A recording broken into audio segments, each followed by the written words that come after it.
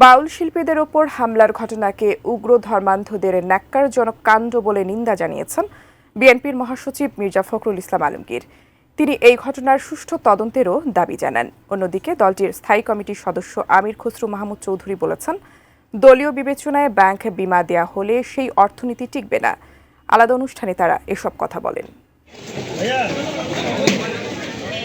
বুধবার বিকেলে নিজ এলাকা ঠাকুরগাঁও জেলা বিএনপির নতুন ভবন উদ্বোধন করেন বিএনপি মহাসচিব মির্জা ফখরুল ইসলাম আলমগীর। এ সময় তিনি বলেন, বাউলরা বাংলাদেশের আবহমান সংস্কৃতির অবিচ্ছেদ্য অংশ।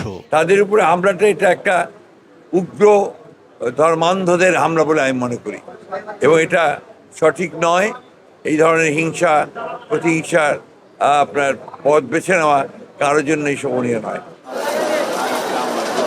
কড়াইল বস্তিতে অগ্নিকাণ্ডে ক্ষতিগ্রস্ত পরিবারগুলোর জন্য দ্রুত ক্ষতিপূরণ এবং অগ্নিকাণ্ডের প্রকৃত কারণ উদ্ঘাটনে সুষ্ঠু তদন্তের দাবি জানান তিনি। আমি বুঝি নির্মাণের শিল্প, সালাম স্টিল বোঝে durability. Salam steel, most durable steel. এদিকে ডিপ্লোমা ইঞ্জিনিয়ার্স ইনস্টিটিউশনে পপুলার লাইফ ইন্স্যুরেন্স কোম্পানি লিমিটেডের 25 বছর পূর্তি উপলক্ষে আয়োজিত এক আলোচনা সভায় আমির খসরু মাহমুদ চৌধুরী বলেন, রাজনৈতিক ও দলীয় প্রভাবে গড়ে ওঠা ব্যাংকিং ও ইন্স্যুরেন্স সেক্টরে জবাবদিহিতা ফিরিয়ে আনতে হবে।